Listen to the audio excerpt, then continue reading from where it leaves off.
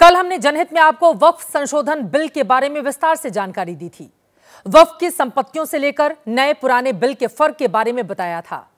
अब जबकि आने वाले कल में लोकसभा में बिल पेश होने जा रहा है, तो आज फिर उस पर राजनीति चर्चा जो चल रही है उसके बारे में विस्तार से खबरदार करना आपको जरूरी है।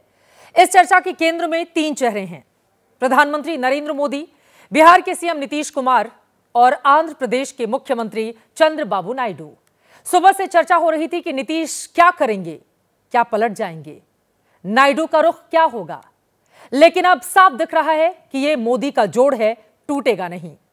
पिछले साल जब लोकसभा के नतीजे सामने आए तो कहा जा रहा था कि यह सरकार कमजोर होगी, बैसाखी वाली सरकार बनेगी, लेकिन इन मजबूत साथियों की बदौलत पीएम मोदी कल वो इतिहास लिखने की दिशा में है जिसकी गूंज वर्षों तक देश की राजनीति में सुनाई देने वाली है। आज हम उसी मजबूती की बात जनहित के इस वक्फ एडिशन में करने वाले हैं। नीतीश नायडू की वक्फ नीति को डिकोड करने वाले हैं। मजबूर नहीं, मजबूत सरकार कैसे वक्फ बिल पर है, पूरी तरह से तैयार, विस्तार से बताने वाले हैं। तो आइए आज के जनहित की शुरुआत करते हैं। क्या आप जानते हैं कि दुनिया में कौन सी चीजें हैं जो हमेशा बड़ी तेजी से अपडेट होती हैं, खुद को अपग्रेड करती रहती हैं, कभी भी एक सी नहीं रहती, हर पल, हर मौसम और हर सिचुएशन में खुद को बदलती रहती हैं? आप सोचें उसके पहले हम ही आपको देते हैं जानकारी। पहली चीज फैशन, जो कभी एक सा नहीं रहता, बूट से बेल बॉटम तक लौट लौट कर आता रहता है। दूसरी चीज है टेक्नोलॉजी, जिसे दुनिया की रफ्तार के साथ बदलना ही है, ना बदले तो दुनिया रुक जाए। और तीसरी चीज है पॉलिटिक्स, जिसमें आज फंडा कुछ है, कल कुछ और, आज फॉर्मूला कुछ है और कल कुछ और, आज की फिलॉसफी कुछ है और कल कुछ और हो जाए। आप जनहित में कवर स्टोरी के लिए हमने इसी अपग्रेड पॉलिटिक्स को चुना है, और इसे चुनने की वजह है वक्फ संशोधन बिल, क्योंकि इस वक्त इसी बिल की पूरे देश में चर्चा हो रही है। और कल का दिन और भी गर्म रहने वाला है, क्योंकि कल नया वक्फ बिल लोकसभा में पेश होने जा रहा है। कल इस पर संसद में लंबी चर्चा भी होनी है, और संभव है कल ही रात 10 से 11 बजे के बीच में यह पास भी करा लिया जाए। आवर के तुरंत बाद 2 अप्रैल को वक्फ अमेंडमेंट बिल को मैं टेबल करना चाहता हूं फॉर कंसिडरेशन एंड पासिंग, पारित होने के लिए। उसके बाद हमने 8 घंटे के लिए मान लिया गया है कि चर्चा 8 घंटे का होगा, और बढ़ाना चाहते हैं तो हाउस में स्पीकर सेंस लेकर के बढ़ा सकते हैं। वक्फ संशोधन बिल को आप नरेंद्र मोदी 3.0 के इन 10 महीनों का पहला और अब तक का सबसे टफ एग्जाम भी कह सकते हैं, और इसमें मोदी सरकार full passing marks first division से पास भी हो सकती है। इसके पीछे का आधार आपको बताने वाले हैं। मोदी सरकार के 2 मजबूत स्तंभ वो वक्फ बिल पर उनके साथ मजबूती से खड़े दिखाई दे रहे हैं, ना डगमगा रहे, ना हिचकिचा रहे हैं, और ना ही इस चिंता में है कि उनके मुस्लिम वोट छटक जाएं। नीतीश कुमार, जिनकी जेडीयू के लोकसभा में 12 सांसद हैं, और चंद्रबाबू नायडू, जिनकी टीडीपी के 16 सांसद हैं। मोदी सरकार इनके सपोर्ट सिस्टम पर है। दोनों वक्फ बिल पर पूरे वफादार हैं। जाहिर है, जब सब ये जानना चाहते हो कि आखिर मोदी ने नीतीश और नायडू पर ऐसा कौन सा मंत्र फूंका जो ये दोनों मुस्लिम वोटों की फिक्र छोड़कर वक्फ बिल पर साथ साथ हैं, हम इसे भी डिकोड करने वाले हैं। लेकिन कई बार किसी बात को थोड़ा बैकग्राउंड में जाकर बताने की जरूरत होती है, थोड़ा भूतकाल में जाना पड़ता है, फिर वर्तमान में लौटना पड़ता है। अभी मोदी के नेतृत्व में गठबंधन की सरकार है, लेकिन लेकर चलते हैं आपको उस दौर में जब गठबंधन की सरकार में सबसे बड़ी पार्टी सहयोगियों के आगे बेबस दिखाई देती थी।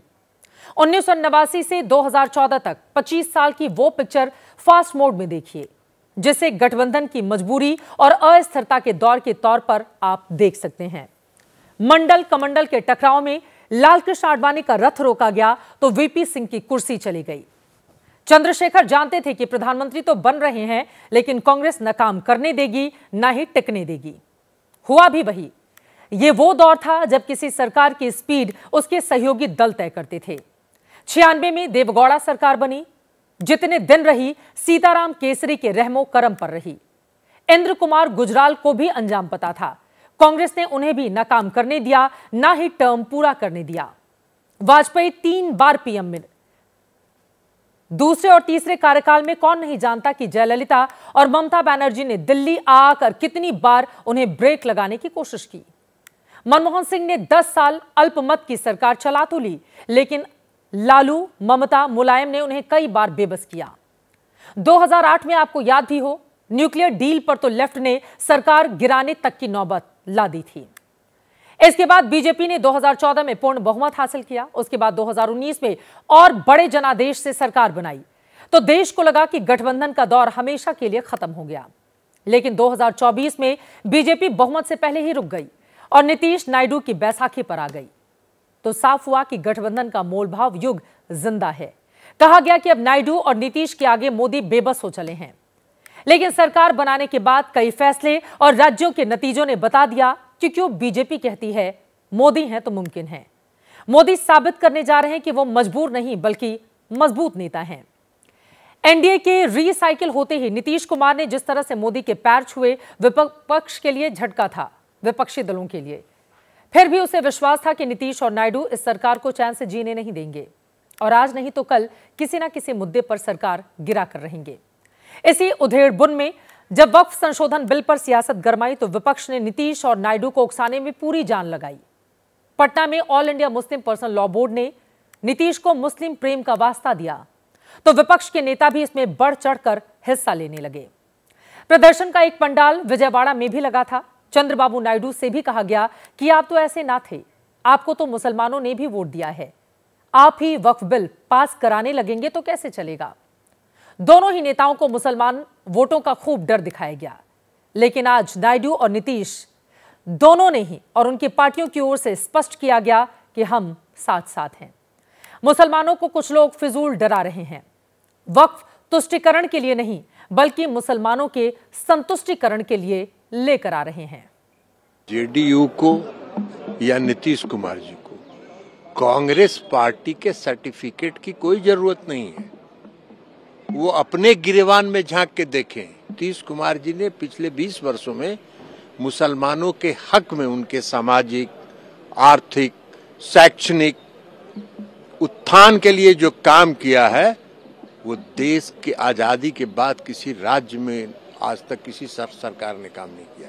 हमारी पार्टी जो करेगी वो लोकसभा में करेगी, मीडिया के माध्यम से नहीं करेगी। लगभग 9 लाख एकड़ वक्फ बोर्ड की जमीन जिसपे बहुत से लोगों ने इलीगल कब्जा भी बना रखा है, अगर संशोधन बिल द्वारा ये जमीनों पे कब्जा वापस लेके मुसलमानों के हित में अगर संशोधन बिल आता है तो निसंदेह हमारी पार्टी उसका समर्थन भी करेगी। ये भी मैं बता दूं कि माननीय चंद्रबाबू नायडू साहब ने हर समय संशोधन बिल के ऊपर अपनी राय भी रखी है और उन राय पे विचार विमर्श करके संभवतः उनको उसको लागू भी किया जाएगा। खुलकर समर्थन का ऐलान किया जा रहा है। अब हम आपको बताएंगे कि नीतीश और नायडू विपक्ष की बातों में क्यों नहीं आ रहे।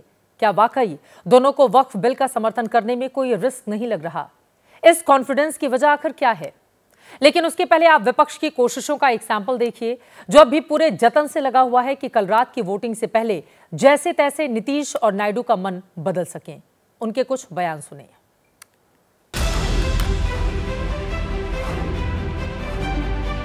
ये वक्फ बिल अनकॉन्स्टिट्यूशनल है, ये वक्फ बर्बाद बिल है।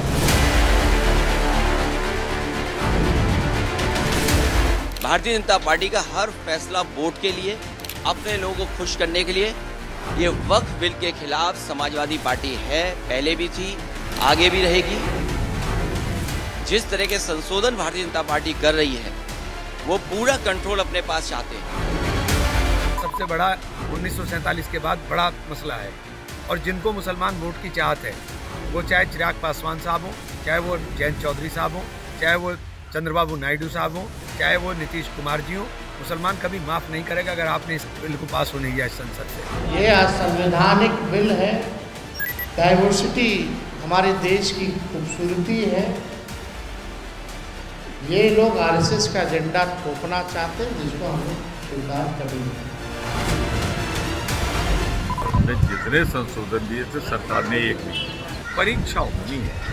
मिस्टर जेडीयू, मिस्टर टीडीपी और जो छोटे छोटे दल मलाई खा रहे हैं उनकी परीक्षा। इस बिल से ऐसा लगता है कि एक ही मजहब को निशाना बनाया जा रहा है। हमारे जो मेंबर पार्लियामेंट हैं वो इसकी पुरजोर जो है मुखालफत करेंगे।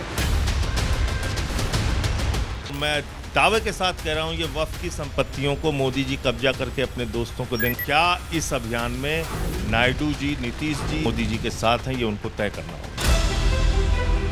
वक्फ बिल पूरी तरह इन ज़मीनों से वक्फ बोर्ड्स की ऑटोनॉमी छीन रहा है, उसको सेंट्रलाइज कर रहा है और इस तरह से कोई बिल लाकर आप ज़बरदस्ती की कोशिश कर रहे हैं, तो ये डेमोक्रेटिकली राइट नहीं है। ये एक प्रोजेक्ट है जिससे मुसलमानों को उनके रिलीजन से दूर करना, रिलीजियस प्रॉपर्टीज को छीन लेना। चंद्रबाबू नायडू, नीतीश कुमार 5 साल के बाद जब जाएंगे जनता के पास, क्या जवाब देंगे उनको?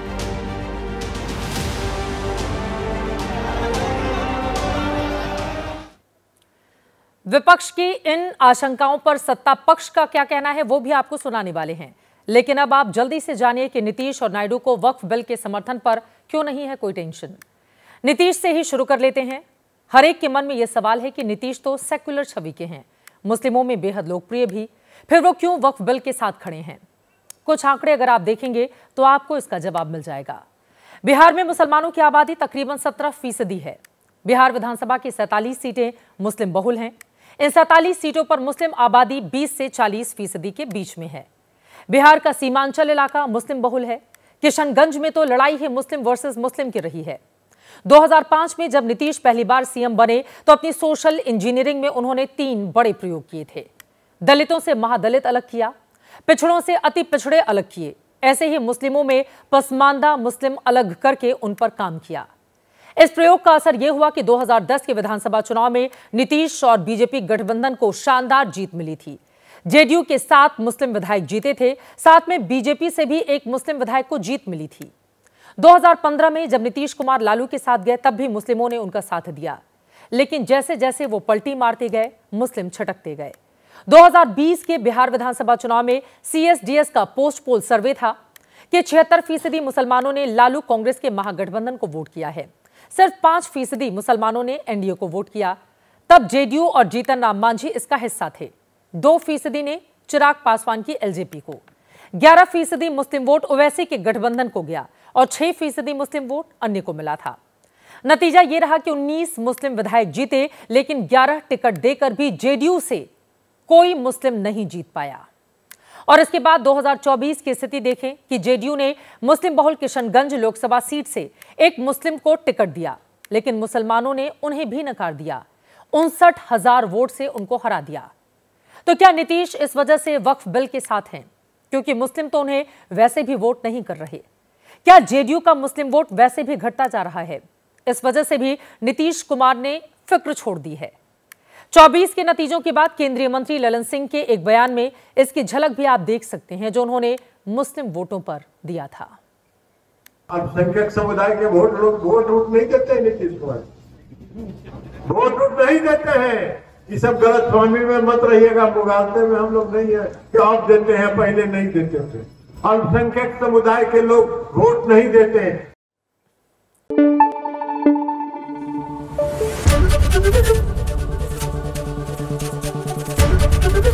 ABP न्यूज आपको रखे आगे।